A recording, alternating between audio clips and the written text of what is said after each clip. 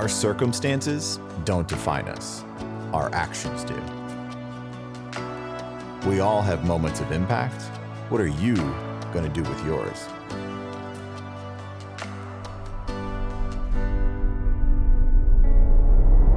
Hey everyone, welcome back to another episode of Living the Sweet Life. I'm your host, TJ Sweet, and on this podcast today, I get to introduce you to a new friend of mine. We've spoken once, and I was super excited that he said yes to being on this podcast because, you know, on this, we talk about a lot of meaningful things, but he's going to lead us through a journey. We're going to talk about humility. We're going to talk about humanity. We're going to talk about just really important things that I think we need to slow down and think a little bit deeper about. And Assaf Raz, and I asked him for the best way to introduce him. And this should just tell you a little bit about him, but it's going to tell you a lot about him as well. He's a very loving and devoted father, and he's a family man. And with that, I fully introduce you to Assaf Raz. Assaf, thank you for being here today. Yeah. Thank you. Thank you. Yeah. Thank you. I want to, first I want to call out again, the opportunity to have you here to learn more about about what you're passionate about. And obviously, you know, I really respect and admire the way that you approach, the work that you do, and obviously the way that you honor and love your family. And the way that you do so much for them and how much they mean. There's a lot of people that say that they love something, but how they treat it tells me a lot more than what they say. But I can already tell there's pretty strong alignment for you on everything that you do, the lens that you think about everything and you do everything for is for your family. So I really respect that and admire that about you. And you know, one of the things that we talked about in the beginning was this idea, and this kind of what got us connected through a mutual friend around a book and telling a story, and repairing the world was the words that kind of connected us. So tell me more about that, about some of your book, obviously, as well, because there's a lot woven into that story. There's a lot of, I think the words were woven, I think, were some of the words that we used in our last conversation. So tell me more about repairing the world and kind of what inspired that. Very well. Thank you. And thank you for the introduction. I'm very honored to be here. I think that there's that moment in which you become a father. And everybody has their own thing, but I can feel safe enough to generalize that many of us know the feeling when your wife, your girlfriend calls you and tell you that she's pregnant. Mine was in the middle of a listing appointment because one of the hats I wear in life is being a realtor. And I was in the middle of a meeting and I somehow knew that that's what she wants to talk about. And when I walked out of the meeting and I asked, okay, honey, what is it? The princess of my life. Now she's a queen once she has children, of course. She said, I'm pregnant. And there's an episode in How I Met Your Mother, which is a show I really love. And when they hear that they're pregnant, when Marshall and Lily, Lily too, are pregnant, they're like, oh my God, in 24 hours after race through everything, get ready. So I didn't go through that, but in my mind, growth, everything changed. Life changed when my wife told me that she's pregnant. That's circa 2015, because my son was born on July 13th, 2016, my eldest son, the prince. And when we're speaking about the concept of repair the world, I don't think that Assaf, at least me, pre-children, would even think about these kind of terms. Like, you want to do good. I mean, like, okay, you want to carry yourself in a decent manner as a decent human being. You help an old lady cross the street. You help a friend in need. You give some, money for worthy causes. Whatever you do, you clean the trash. I always used to clean trash after surfing. Always, I shove it in my suit and I walk with trash with me all the time, like a trash man. Just clean the ocean. But where the concept begins to be real for me is the moment that my wife tells me that she's pregnant. Because suddenly I feel the responsibility of a world on my shoulders as my innocent baby will be born into this. And it's my responsibility. And as I teach my children, responsibility equals ownership. Very simple. Responsibility equals ownership. So from the moment that Shannon told me that, even though I didn't have the term repair the world in my head yet, it is yet to come. The concept repair the world only comes in 2020. But 4 years before that, when the seed is in the ground and she tells me that she's pregnant, I was at that time 5 years into hiatus from internet news. I didn't know about anything. It's like election stuff. Even though I'm a businessman in LA at that time, I don't actually use the internet and I don't look at the website and I don't read the newspaper. I hear what people say, like, oh, this guy died or this happened. I'm like, oh, wow, those things happen in the world. And you live in LA. Yeah. But when she told me she's pregnant, I felt the beginning of the responsibility of knowing. I went back, I started learning, I started studying what has been happening in the last 5 years. And events, and I'm fast forwarding the concept so we get to repair the world. It's only later on in 2020 when for the first time I'm start having concerns, true concerns about the world that my children are stepping into, that I know that I need to do something. I think there's a big difference between doing good every day or whatever and actually cognitively understanding that you actually have to be telling yourself, I'm doing some sort of a repair here or whatever it's around. I'm doing something to help. To each their own, right? People do crazy things. I chose the route of writing books in order to deal with my own merging emotions about what's happening. And my whole work was prefaced on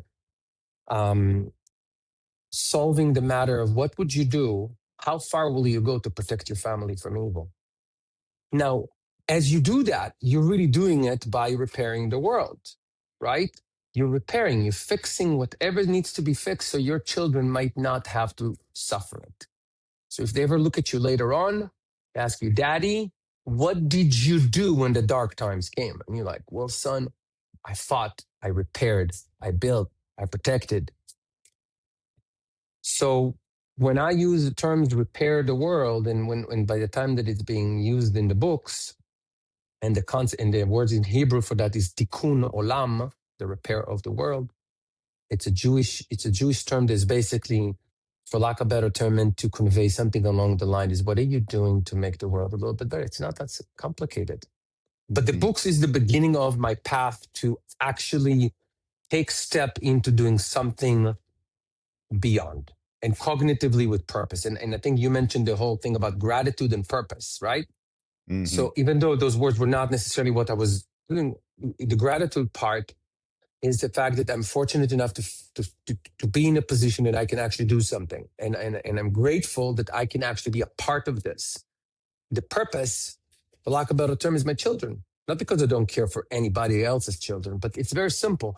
If you will fix stuff for your children, you're fixing stuff for the next door children. You wouldn't allow things that are not good for children to come in any radius around your children. That radius is quite high. It means that many other children's radius are within the radius of what you're willing to do for your children. And I think that's a very easy way of gratitude and purpose. I thought about it since we both talked. I was like, gratitude and purpose. And that's what I came up with.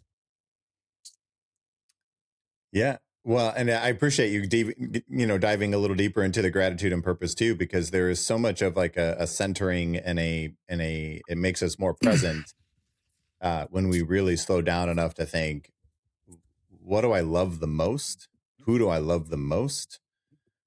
And like doing something with purpose doesn't mean that it's easy, doesn't mean that it's not going to be difficult. It doesn't mean that you're not going to have challenges. It means it's worth doing it, even though. In spite of. In spite of, right? It's and it's like the, why am I doing this? And like, this is really hard. And, I'm not seeing what I wanted. It's for me, it's like going back to because of who I'm doing it for, why I started in the first place. Like that, it's just kind of like that balance between those two things that are actually kind of two things running parallel. But the thing that I'm the thing that really struck me about what you just said that if I can, I want to dive a little deeper into is like this sense of ownership and responsibility versus uh, things being are what they are and kind of falling victim to that. Mm. How do you, so there's a big difference between fault and responsibility, right? And Yeah. it's not your fault that the world is not as you wish it to be for your kids, right? Necessarily, right? It's not your fault, but you're taking responsibility. Tell me about that duality that you kind of do you think about that at all, or has that come up at all through your journey of repairing? So you touching on a unbelievable subjects. I could take you through the road of Alexander Solzhenitsyn and the Gulag Archipelago as a way of explaining that. I can explain it from other perspective. I'm actually going to explain it from a whole different one.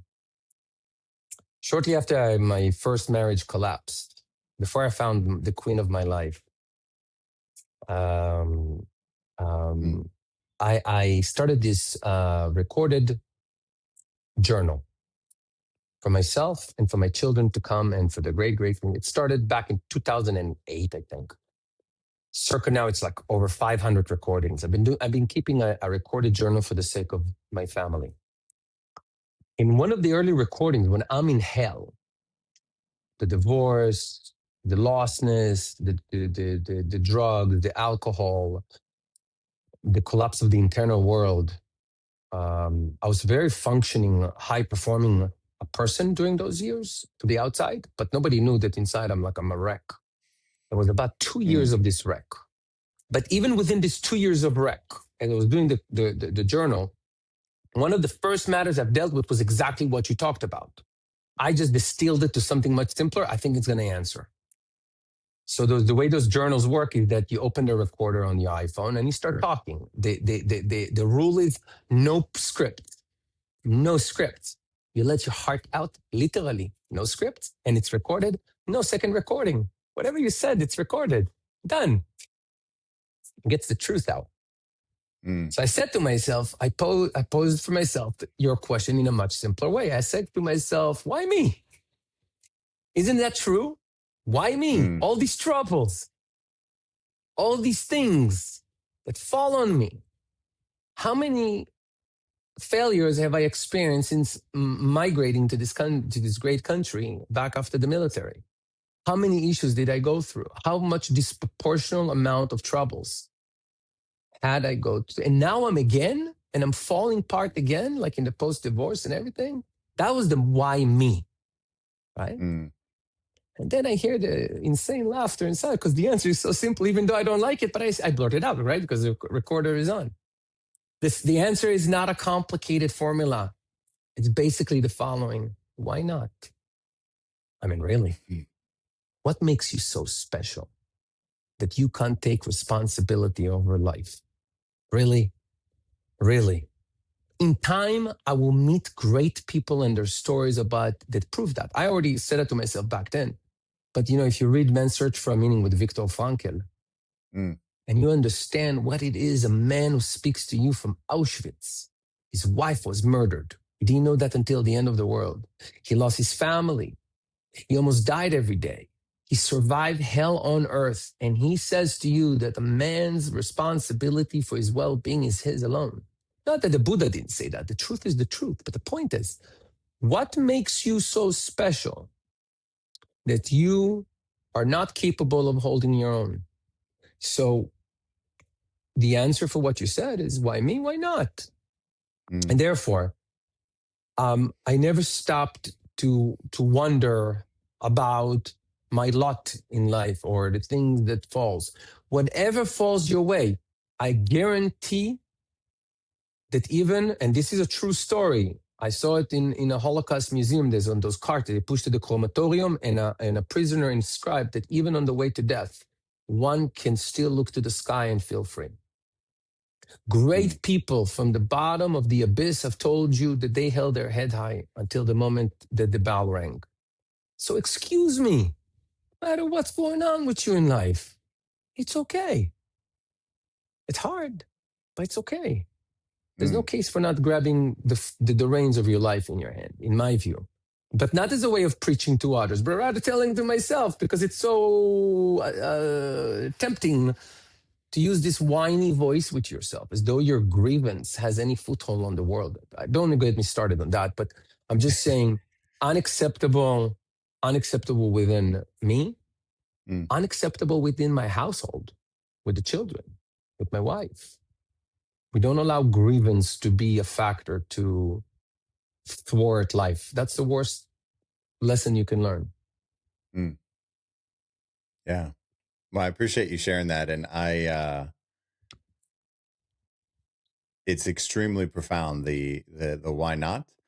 And, I've heard some people, one of my other, it's a little bit more whimsical and it is what it is, but somebody else was, it may have even been Les Brown. I can't really remember, but he said, who would you rather it be happening to? Mm. It's another version. Yes, exactly. Exactly. So what are you Because you, saying?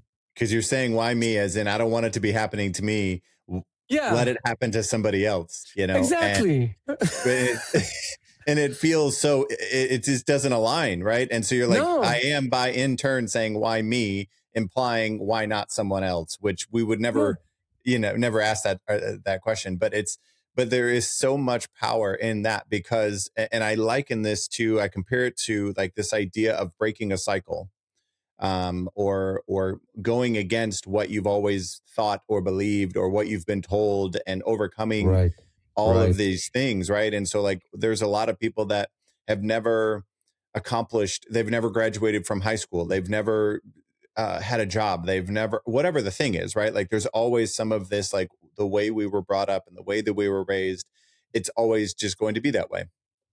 Versus, is it who I am? And you had kind of talked about a little bit around, you taking ownership of yourself, your life, your habits, your mindset, and then obviously your family and how you're raising your kids, instead of thinking this is such a bad world that you can't do anything about it. You felt like you saw what the world was and said, I have to do something about it. Not I should, but I I have have to. to. Yes, exactly Yeah. that. Yes, yes. Yeah. It's a good practice to imagine the eyes of the children upon you. Let's just say Mm, that you're in a scared moment, right? You're scared. Your boss is telling you to do something illegal, or easy way out that will hurt people, or a moment that you're about to gamble your life in Vegas without nobody knowing. It doesn't matter. Or. Let's say your father or mother. Imagine them looking upon you with their eyes, innocent eyes, hoping that you will be the hero of the show instead of this great disappointment that will fracture their psyche forever. mm, Imagine that your action now will reverberate as ripples through life in their lives. I'm not saying I'm a perfect father. Far from it. I aspire to be good. But you know what? I find that those checks and balances in holding yourself accountable to that is important because their eyes are upon you. yeah. Well, and that lens of having that be your decision filter is maybe a good way I could say it, as far as, should I do this? Should I not? Is this going to be good for the people that I'm the most grateful for? Does this align with them seeing you? Because it's an interesting kind of human experience, to where when we're alone, we build up a really big sense of self. But when we're in front of others, like you said before, you were extremely successful outwardly, but inwardly crumbling. And we have this, nobody will know that I did it or didn't do it. I can probably get away with it. It's like this, who we are when nobody's looking. Mm-hmm. Exactly. But Exactly. if we have the decision filter of, the people that I love the most are looking at me right now, they're watching me. Exactly. Exactly. You make There's it. one You distinction, make. though, to be made. There's a distinction. One might hear me and maybe consider them talking about a sacrifice. Because where are you in this story yourself? Aren't you important? You're just talking family, family, family, Mm, family. Where are you? Okay. So Ayn Rand was asked about it because Ayn Rand does not believe in sacrifice. She believes that sacrifice is sacrilegious. So she was once asked about a man running into a burning building to save his wife. So is that so shouldn't he do it? And the response, just epic. She says, I never said that the man cannot run inside and save his wife. I said it can't be a sacrifice. In other words, what did she mean? She meant the following. If that man, his wife, her well-being is the highest value of his life, in other words, he places that as his personal value, by running to the fire, saving her, and dying on this, he did not sacrifice himself. He acted in accordance to his highest virtue, which is the saving of his family. So Mm, let it not be misunderstood that as though the family erases Assaf. Assaf only exists as related to creating family. No, it means the fact that since I'm placing them as Assaf's highest value, I therefore act in general according to my highest value. And mm, since my highest value is my family, those are the action. But really, when you think about it, it's just important to preface it. This is no sacrifice. You simply place them as your highest value, their well-being, their care, their love as your highest value, and you simply acting according to it. But you still, in a sense, you're acting for yourself. It's just that that's another person. His highest value is money. That's okay for you. You do your highest value. I do mine. mm. It's a Wow, that distinction. sound yeah, for sure. And I tell you, it's interesting that word sacrifice. We don't have to go too far into this, but I love the way that you used it there. And I don't want to obviously not in like a biblical sense, and not in that way, but I just mean in the sense of sacrifice, as in like more often than not, I hear people use the word sacrifice as I'm going to choose something I don't want against something I do because of something that means something more to me, right? So like I'm going to sacrifice my time to go do something for somebody else, right? It's not perfect, but the what I sacrifice for me means I'm doing something, giving up something, not choosing something as much, right? And the idea of sacrifice in that regard, right? So you actually sound more aligned to your values and your virtues and connected to your values and virtues, and that's what's keeping you making those choices, which then therefore doesn't feel like a sacrifice. It feels like Exactly. It's responsibility. it's my best interest. In other words, Yeah. I you make the case that me and a guy who wants his money, we're equal in one thing. We're both acting according to our highest virtue. Yours money, mine's my family. Yeah. It's fine. In that regard, if this is your highest virtue, good for you. You served your highest virtue. I'm not here to tell you what your highest virtue should be. I'm just telling you that highest virtue can be many different things, and it's not a sacrifice to give everything to take care of that thing. Yeah. That's all. Yeah. Well, you bring up a very meaningful relationship with the things that we hold as our highest value.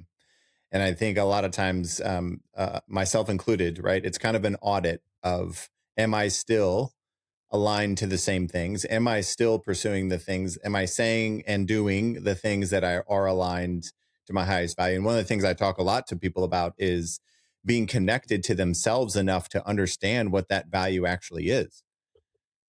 And, I hear a lot of times this simple quote of, if you don't know where you're going, any road will get you there. Right. So, like, if you don't know what your highest value is, you will never really feel like you're not doing something not aligned to your highest value. But, like, I am now, after this conversation, going to really have to stop and think, what is my highest value? Not things that I value, but the highest The value, highest. Yes. because that is a Yes. very different distinction between those two things. Not things that I find value in, but what is the one highest value? So I appreciate you bringing that up, because you're making me self-reflect and grow. And I'm sure people um, listening are as well. I got chills as you were describing that. So I appreciate you explaining it the way that you did. My pleasure. And to make it in a much simpler and crude way, I just taught my son how to use a compass back in the East Coast where they're at. I'm not with them. I'm here in LA. And I said to him, you can always count on the fact that that arrow goes to the North Star, like to the North. That's always the Mm, North. So whatever you do, the one thing is the North. Your highest value, think about it as the North. Many direction, you might have other locations to get to. And for that, you have all the degrees, right? You have the entire compass. One thing never changes is that the compass will always head north. North is your highest value. If you only know that, it's easier to move in the compass because you mm. remember that everything line up on the highest value. There you go. That's a more navigation explanation. Yeah. Yeah. Your true north, or yeah. Yeah. Yeah. Yeah, That's so good. Um, you dropped so much in the very beginning. I have one more thing I want to go back to, if you're okay with go for it. that. I want to Of ask one course, of more course. question. As I'm I'm all sitting here yours. actively contemplating my highest value, the you said something earlier that has been on my heart, and it's actually come up multiple times here recently. Across things that I've read, things I've listened to. So, doing good in the world and being a good person, like you said, going out and being polite, and doing opening doors for people and saying thank you and please, and being a good person, versus doing not versus, but the difference between that and doing good in the world. You kind of touched on that a little bit earlier and talked about humanity and obviously picking up trash and all of that. So tell me a little bit around how you kind of manage both, but how you kind of have a distinction between that conviction to do good in the world while you're also still being that good person. Yeah. So I think that the way there is actually very simple because we're speaking about zoom in, zoom out of the same point. It's not two different points. It's zoom in, zoom out.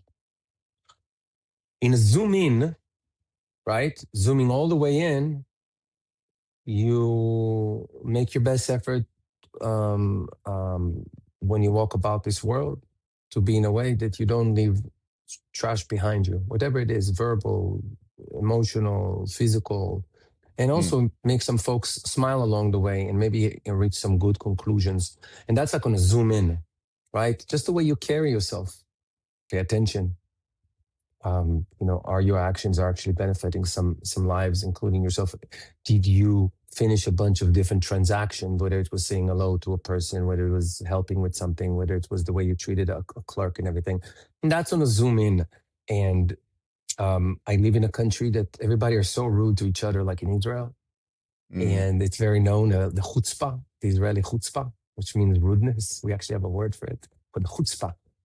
And but how come I'm 4 years there and I don't get upset?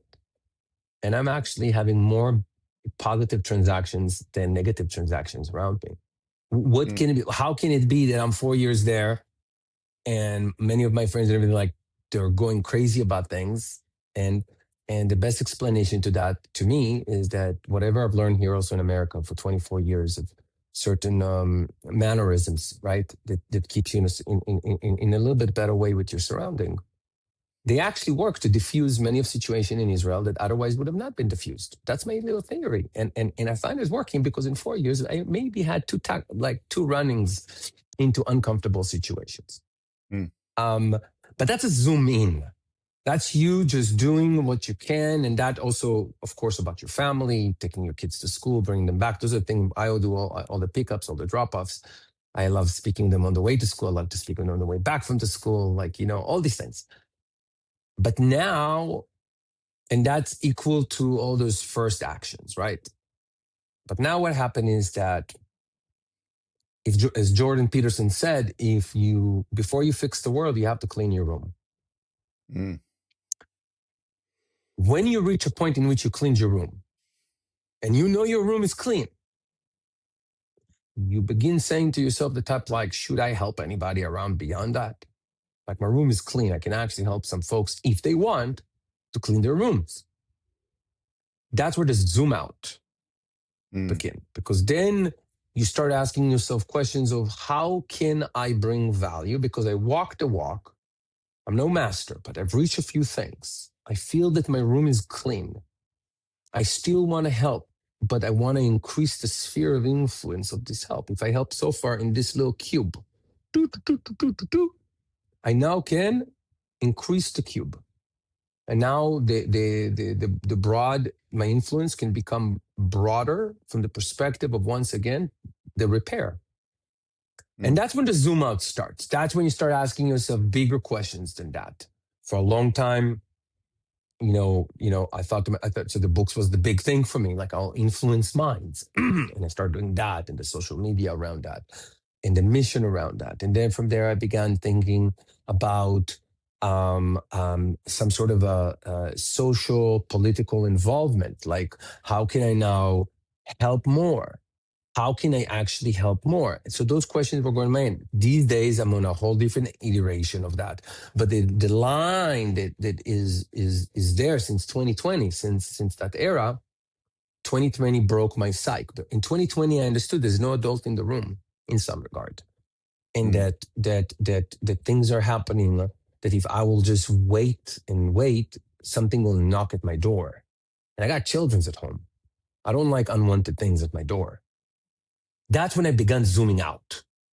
Until 2020, you zoomed in.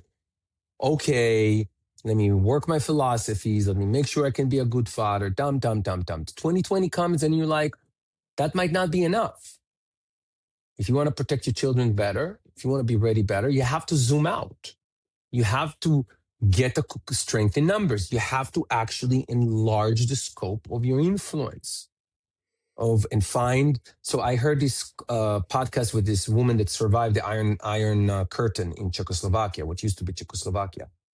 And they asked her, how did you survive being under the communist rule? One of the things that she said was solidarity. She said, because unless you go crazy, if everybody tells you around you that 1 + 1 = 3, you need to find somebody who still remembers that it's true, or else you go crazy. Find those. They're out there. They need you. Like Aaron Lewis, who wrote that song, Am I the Only One? I felt like I'm going crazy in 2020. When I heard that song, I realized that if Aaron Lewis, who's my all-time star, how much I love Aaron Lewis, if Aaron Lewis is saying, am I the only one? And he basically answered that we're not, then I'm like, okay, I'm not the only one. Solidarity. Aaron managed in one song to uplift my spirit, to get me like, yeah, you're not alone, Assaf. Keep on writing your books. Keep on writing your books. Keep on doing this. There's other people like you. You just haven't met yet. Connection, right? That's what you're talking about. Connection. Yep. So that's the secret. That's the secret. And these days, and I know I'm going on a tangent, but that's the one tangent I'll do. I believe I found an unbelievable solution to do that. I'm actually these days, like for the last 8 months, I believe I found a way to increase sphere of influence by way of propagating ethics and values that are pro-human, that are meant to repair the world. I believe I found an interesting way. Just a little tangent. But that's how I think. I constantly think about that while I do other jobs like real estate and whatever to pay the bills. Because you have to do that. That's your job as a man, especially the sole provider in my household. My beloved takes care of our beautiful children. And I work from home, so it's not like she doesn't have me. I'm always there. The door's open. Everybody's in my office, Not to kind of like close the door and I'm gone for 10 hours on Zoom. I don't do that. But that's the line. So you see, it's a fascinating line. I promise anybody who listens to it, if you're going to ask, even go to your kid, what do you think that we should do about this world? In what world, the way the world would be a little bit better? Your kid might say, well, Daddy, if the world had this or that is like, I can help with that. Maybe I can coach your team, whatever, right? Zoom in, zoom out. So it's very individual. It's very individual. I don't think that so here's the thing. People ask me after Burning Man, where I had my rebirth, they asked me, if you didn't go back in 2011, that was my fourth Burning Man, and they asked me, if you didn't go that year and the things that happened there wouldn't have happened, would you experience that spiritual rebirth on September 1st, 2011? And I said, that's a foolish question because I did go. So sometimes I get the question like, if 2020 wouldn't have happened, would you still be on this path that you're on? I don't know. 2020 happened. Maybe in a parallel universe, Assaf is very much asleep at the wheel, just making the money he needs for his family and waiting for the weekend. I don't know. That's okay too. But I don't think until 2020 I understood the part about purpose. 2020 is monumental to add the purpose, right? You said gratitude and purpose. I'm full of gratitude. Love my life. Thankful for every day I see my children happy and this is my wife. Purpose? I didn't have purpose before 2020. I was just successful at certain stuff. At other stuff, I failed. But I didn't have a purpose per se beyond being a father and a husband. Mm.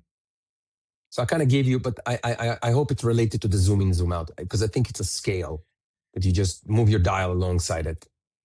Yeah.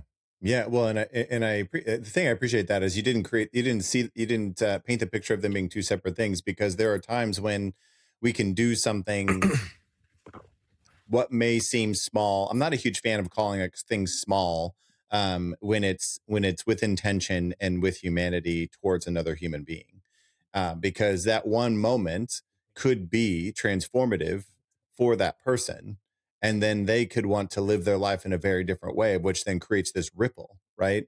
But there is a distinction between those two things, right? But like the scale, I think, is a good visual, at least for my brain, right? And understanding that, like, Yeah. yes, there's a lot of, like, a sphere, right? There's a lot of the people that you get to touch, or the people who are immediately around you, and doing as much as you can there. And like you said, it's the cleaning the room, but cleaning the room of self first, right? Not just the couple people around you, and understanding, how we are actually on the inside is a pretty good indicator of how we're actually going to show up on the outside under pressure. And I talk to people all the time about, when you squeeze an orange, you always get orange juice, right? So if you haven't taken care of that under pressure, which we all have in some way, shape, or form, what's really inside of you is going to come out. So you can't hide for too long, right? And so you No, for sure. can't kick everything under the bed, because eventually we're going to move the bed and we're going to see you haven't actually cleaned anything. You've just been hiding it. That is And, correct. but one thing a thought that really kind of resonated with me, that kind of talks a little bit about what you were going into, and there's kind of like 2 days in a man's life that are the most significant days in his life, is one, the day he's born, and two, the day he realizes why.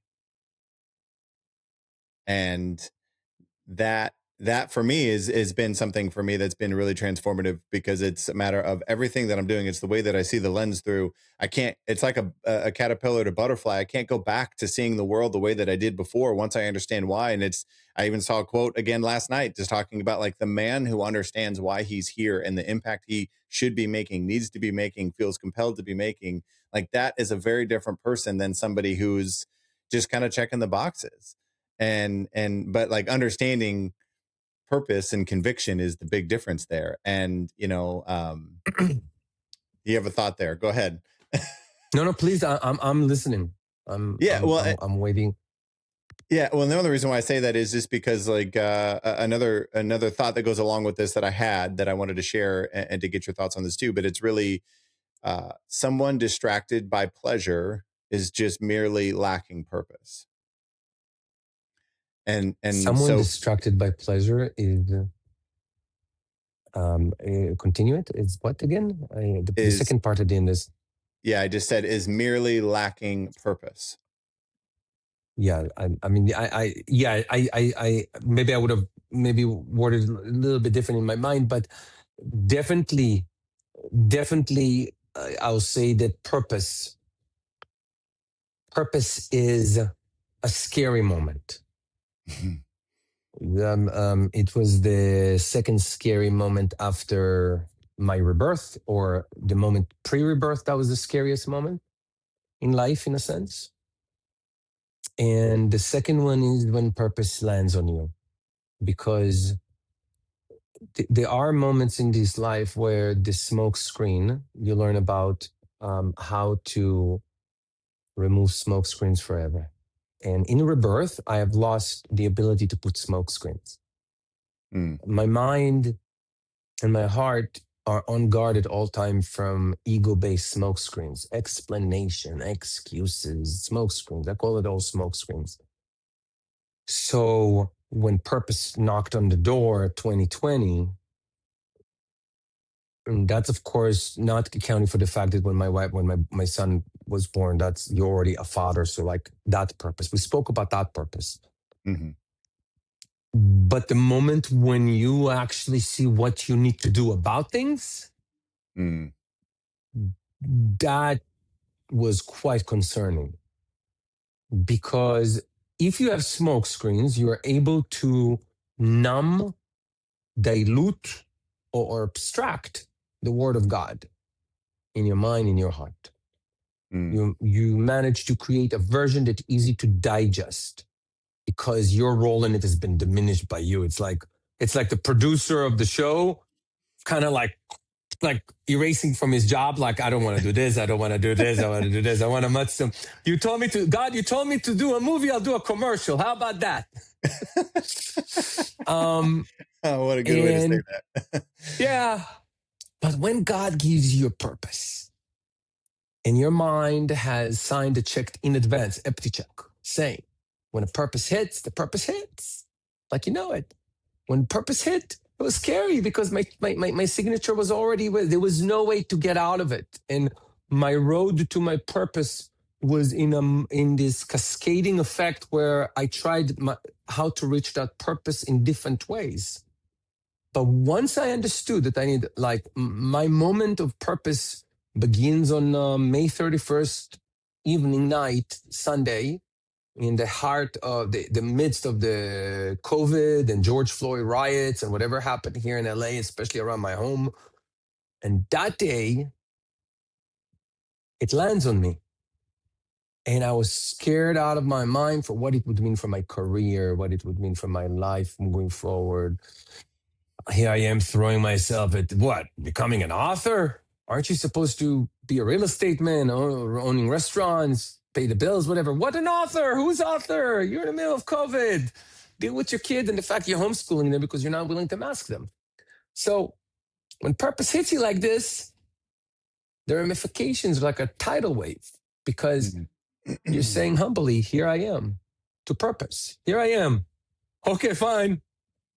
So those are in some regard, I think there's the first moment because you asked a question and I broke your question into two. But your first Mhm. thing is that when you understand what you're meant for, right? Like in the sense of like why you're here, and that moment comes in a sense like the rebirth gave me this mental moment, this spiritual moment of like, this is crazy, and then to start living it and wait for the moment of purpose to reach.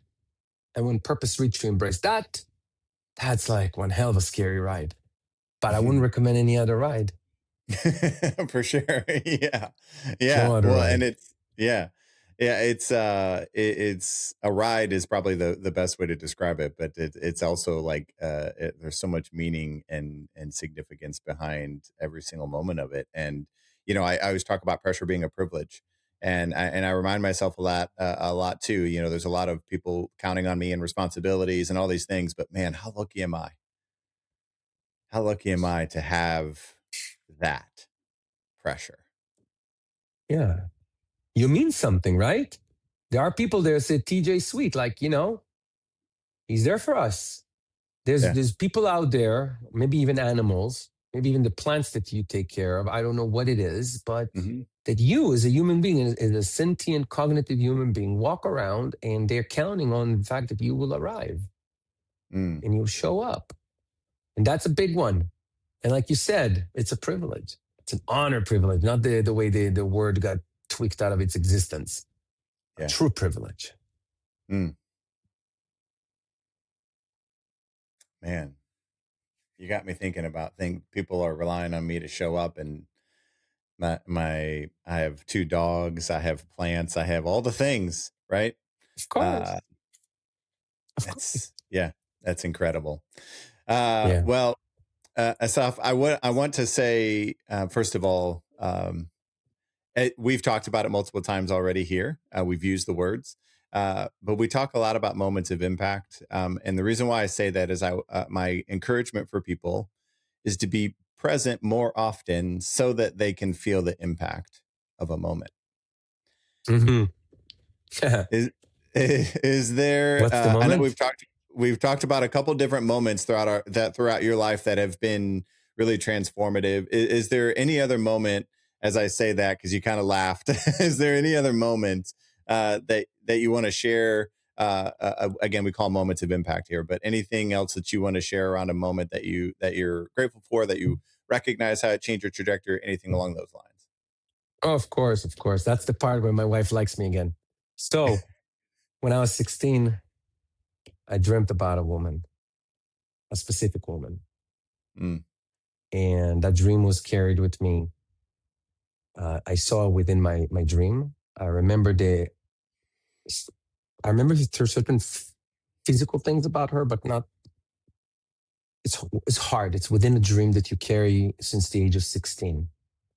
And she was always the woman from my dreams. And after my rebirth, God gave me the gift of now going and looking for her. And when we opened the coffee shop, she walked in as I'm on the barista, the very same woman from the dream, her, not the type of a woman, but actually her. It mm, took 10 days for me to ask her out on August 6th, which is coming upon, it's 14 years now. She congrats. always said that she waited for half an hour to call me because she said no when I asked her out. I asked her out while I was making drinks Mm. as the owner barista. So I'm making drinks, and some guys like, "Are you making drinks fast enough when you asking girls out?" I'm like, "Trust me." Anyway, I asked her out. She said no. 5 minutes later, she says 30 minutes, but I think it's five. I got a text. No, she actually, here's her number from her friend. She wants to talk with you. And I just walked into the very same coffee shop. We still have it, God bless, Dogtown Coffee. And I walked in. I took a picture of the counter next to the barista machine and sent to her where the story began. Because once I saw that woman, once I saw her eyes, whenever I'm away from her, it doesn't happen often, like a week, a year. Come on. Some of my Mm. friends.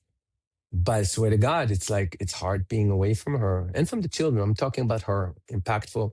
Seeing Shannon Grace for the first time ever in my life, and then ending with a date, and we never got separated after that first date ever. 14 Mm. years later, every day. Um, I thank God, truly. That will buy me some brownie points. Well, and I'll say this, and I know you kind of say that half jokingly because you're saying it because you mean it. You also know it Nothing means something else. to her, but you mean that. Like, there's people who say nice things because it feels polite or nice, or they are actually trying to maybe earn brownie points. I think authentically with you, what I can see from you and hear from you, and again, this is not the first instance of this. You actually mean every word of that gratitude for her, for that moment, for the literal woman of your dreams. And so I appreciate you sharing that. I think there's something Yes, yes, yes, energy yes. giving about that,